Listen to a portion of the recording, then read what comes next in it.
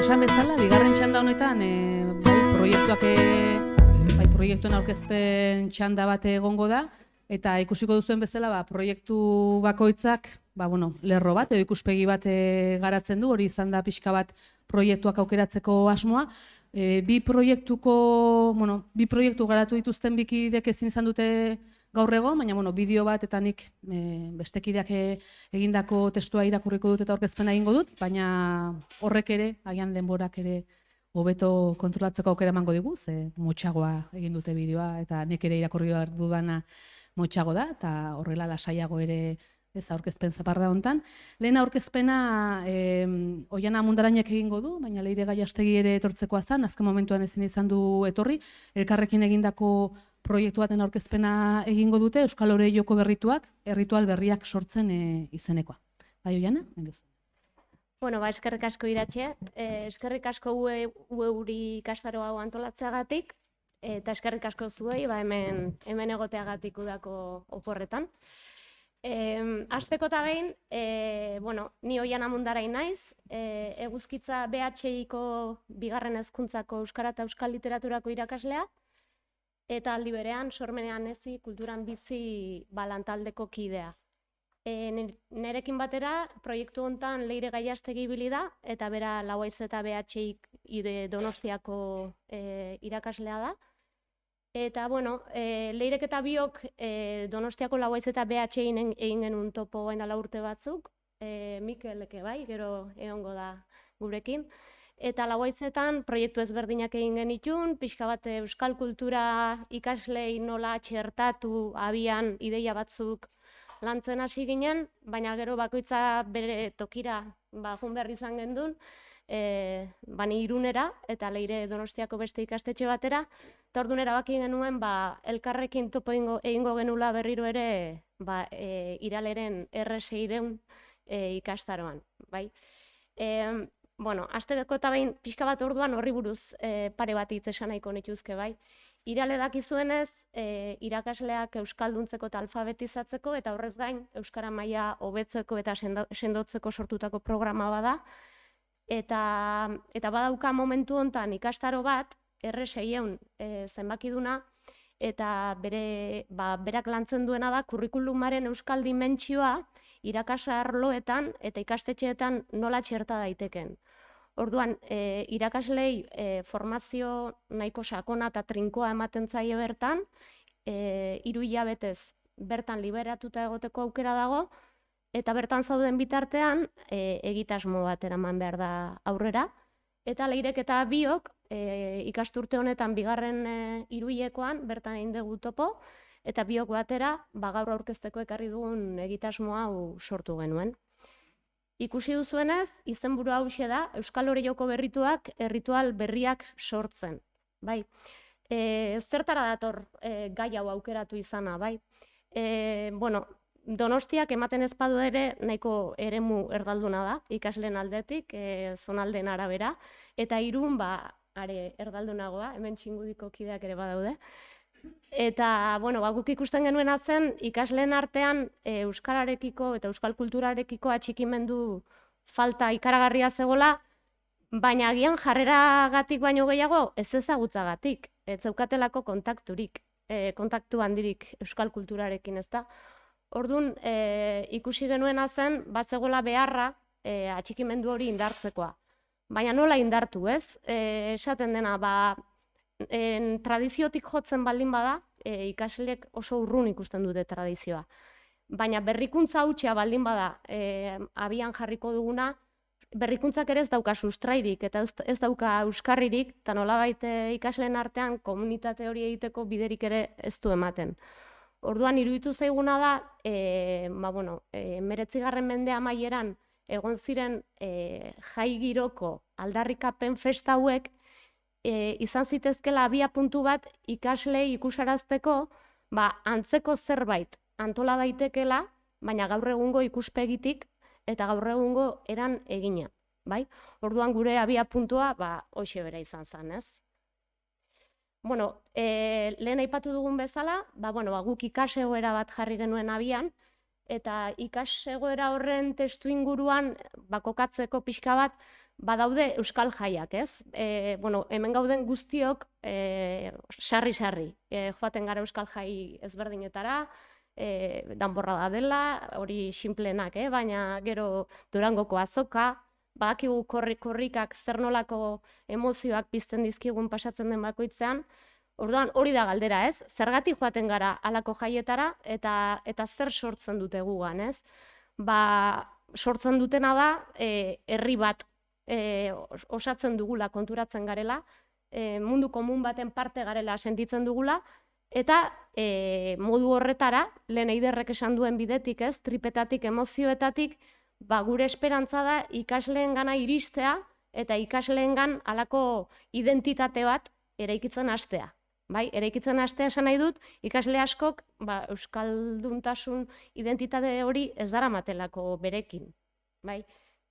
Ez eramate hori arrazoi ezberdinengatik izan daiteke, ezta? Ikasle batzuk badakigu gero eta eremu globalizatuago batean bizi garela, ikasleek saretatik asko edaten dute, antzera jazten gara dira, antzeko musika entzuten dute, eta, bueno, badago halako deserrotze bat, ez bakarrik hemengo ikasleen artean, agian kanpotik etorri diren ikasleek ere beraien kulturarekiko deserrotze bera bizi dute.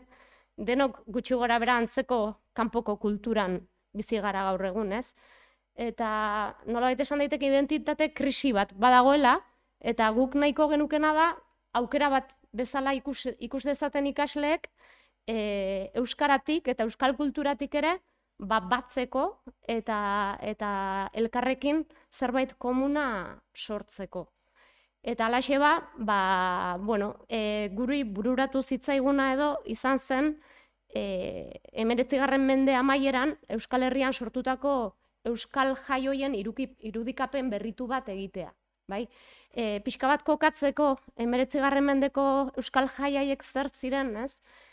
Anton Abadia izeneko gizon batek abian jarri zituen, berak bere helburua zen euskara eta euskal kultura sustatzea, eta Ipar Euskal Herrian Urruñan abiatu ziren 1951 inguru horretan, eta han abiatu ziren, eta helburua izan zen iparraldeko eta hegoaldeko euskaldunak batzea. Eta batzeko modu hori izan zen batez ere literatur sariketa baten bueltan. Hau da, prestigioa eman ziona ez dakite jaialdiari, Lore Joko izena ere horti datorkio, literatur sariketa zen, eta literatur sariketa horren bueltan jai bat antolatzen zen.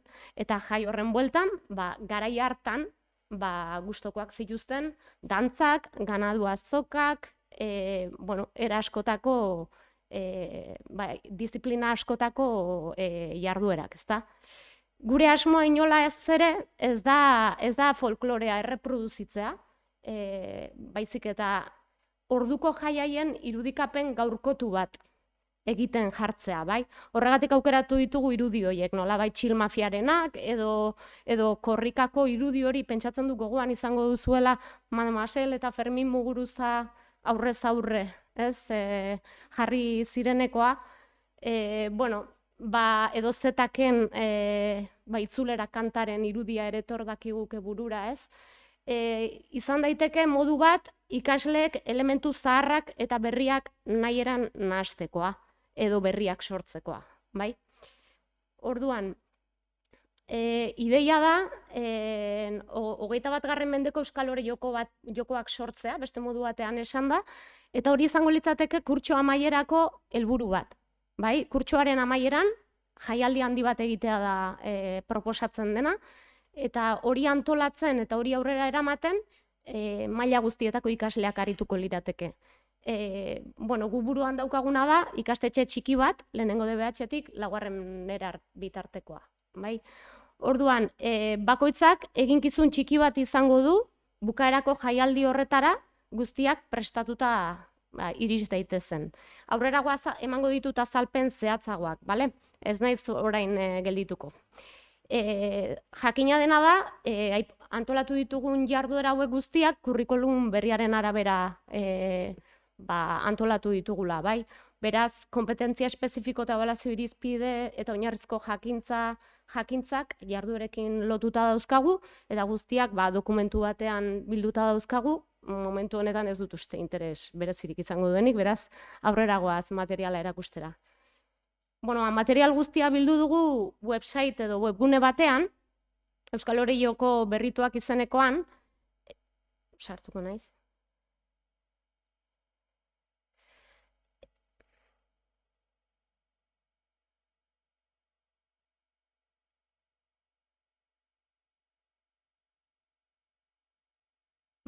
Eta ikusten duzuenez,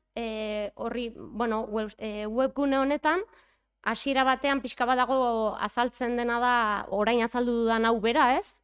Zein den xedea, ikasegoeraren markoa zein den, eta jarduerak eta kurrikulum berriarekiko loturak agertzen diren dokumentua dago. Orain ez da ikusten hemen. Baina, ondoren agertzen dena da, ikasle guztiek egiteko aurrezagutza formulario edo inprimaki bat, bai? Orduan, hasiera batean, ikasle guztiek jarriko genieke, aurrezagutza dokumentu hori, ikus dezagun, ea Oreiokoak zer diren badakiten edo zenbateraino ezagutzen dituzten. Ondoren goian ikusten duzuenez, orri nagusi honetatik, badaude beste orri mordo bat, eta, hasteko eta behin testu ingurua dago. Testu ingurua nahiko landu genuen, Leirek eta biak bere denbora eskaini genionan iralen geunden bitartean, dokumentazio lan handia egin genuen, ez dagoelako gehiagirik. Nik uste dut denok ikasi dugula Oreiokoi buruz euskal filologian edo eskolan edo, baina gauza gutxi xamar genekien eta pixka bat hortik abiatu zen gure irrika hori. Eta konturatu ginen gainera, bai Donostian eta bai Irunen ere ospatu zirela, eta Euskal Herriko beste 1000 txokotan. Orduan, interesgarri iruditu zitzaiguna izan zen, guk Oreiokoen inguruko informazio nahiko osoa jasotzeaz gain, Irun eta Donostiakoa nahiko azaldua daukagu, baina ate bat irekita uzten dugula, Euskal Herriko beste herri batzuetako Oreiokoetako informazioa, agian ikasleek berek osa dezaten, ez?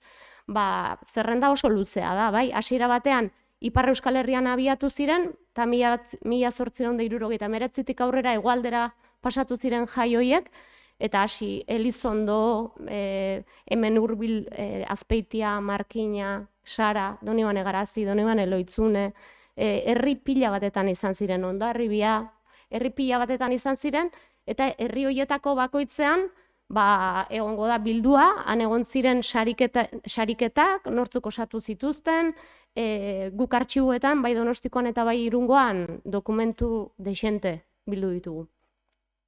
Beraz, testu ingurua nahiko azalduta daukagu hemen, horriz horri, eta hau landuko luketenak izango lirateke ikastetxeko zaharrenak, DBH laukoak.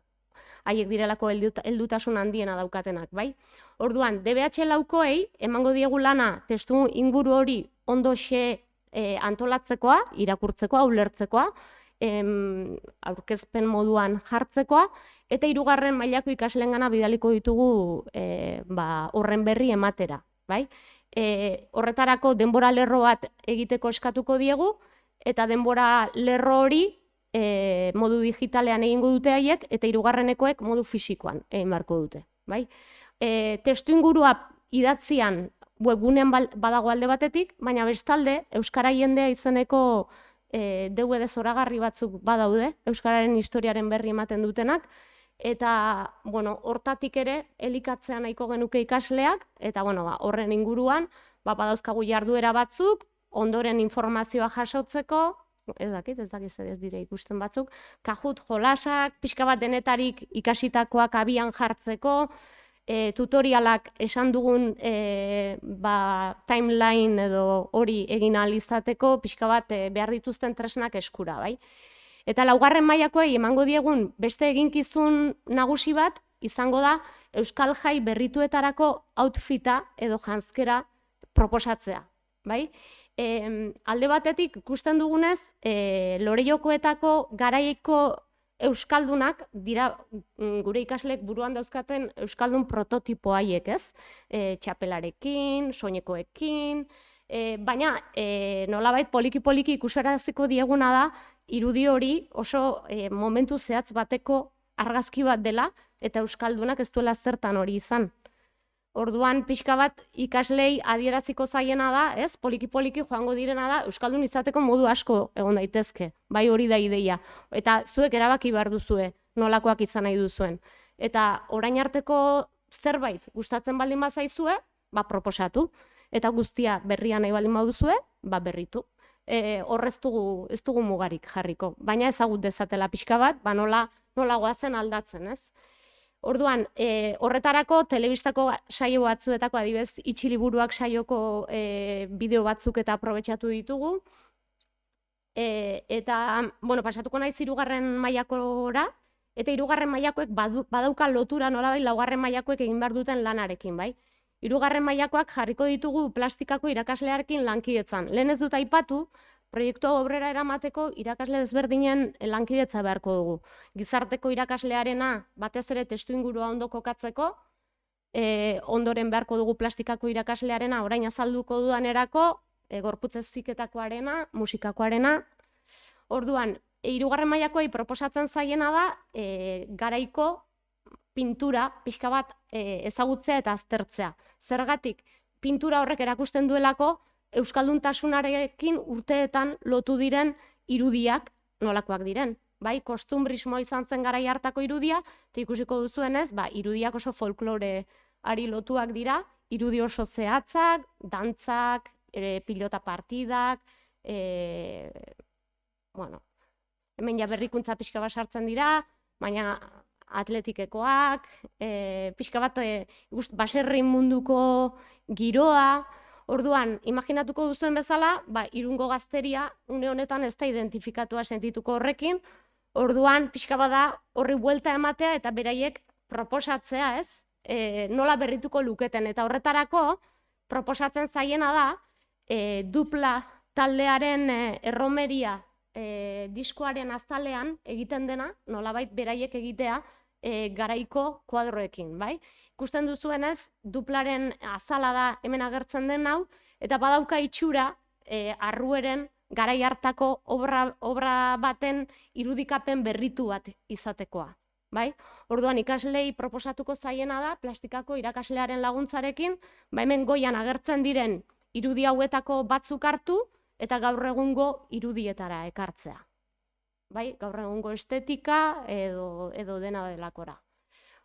Hori litzateke 3. mailakoen langintza, eta 2. mailakoen langintzarako, alde batetik daukagu pixka bat, haiei jarriko diegun lana izango da, eta ia bukatzea erron barko denuke ez, haiei jarriko diegun lana izango da literatur sariketa bera antolatzea. Haiek erabaki behar dute, egunean bertan izango den Lorelloko sariketa, ze disiplinatan jokatuko den. Hau da, ea bertso guda bat egin nahi duten, edo oiar guda edo bataia de gaios izenako hietako bat egin nahi ote duten, edo pilota partida jokatu nahi duten.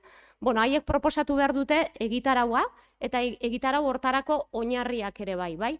Eta gu badauzkagu, Irun eta Donostian, garai hartan, izan zitu, sariketarako, bai kartelak adibidez, ze gauza egon ziren egun haietan, adibidez, ikusten duzuenez gazteleraz azala, partidos de pelota, regatak ere egon ziren, su artifizialak, emakumeak urketariak lasterketak egiten, igerik eta karrera bat, eta gainera badakigu, gutxi gora bera ez, badakigu dokumentuak hemen ditugulako nortzuk izan ziren sarituak, zenbat diru jaso zuten saritu bakoitzak, pilota partidetan, zenbat pesta jaso zituzten, garai hartan Irunen badakigu euskarazko antzezlan pila bat egon zirela aldi horretan, eta informazio hori pixka bat arakatu, eta badaukagu prestatua ikaslek informazio hori jaso eta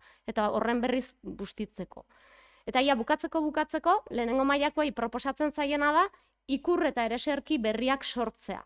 Hau da, nolabait gaurkotzea aukera dezatela beraiek gustoko duten ikur bat. Bai? Hemen Itxiliburuakeko ikurrinaren historioa atala daukagu, hor ikusten dena da ikurrina oso berria dela, hasiera batean ez zela Euskal Herri osorako proposatutakoa, agian orain ez dira identifikatua sentitzen, orduan proposatzen zaiena da, hemen zaldieroak egiten duen bezala, nolabait ikur berri bat sortzea, beraiek identifikatuak sentituko liratekena. Eta aldi berean, Euskaldunak bildu gaituen kanta zaharrak ezagutzea zain, kanta berri batzuk proposatzea, Euskaldunok beraiek orain identifikatuak sentitu daitezkenekin.